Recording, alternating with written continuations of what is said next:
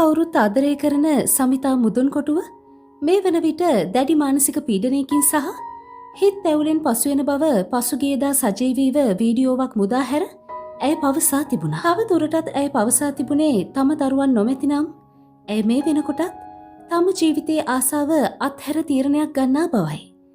ඇයි මෙලෙස හිතින් කනගාටු වීමට හේතුව දක්වා තිබුණේ පිළිකා රෝගී තත්වයක් නිසායි.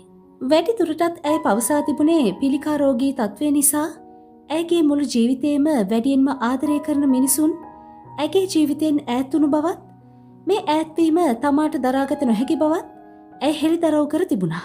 තව දුරටත් සමිතා පවසා තිබුණේ සිය මව සහ අපියා දෙදෙනාම දරුණු පිළිකා රෝගී තත්වයකට භාජනය වී සිය මවගේ වියෝව ඇයට දරාගත නොහැකි බවත් තම දරුවන් නිසා ඇය හිත හදාගෙන ජීවිතය ගත කරන බවයි.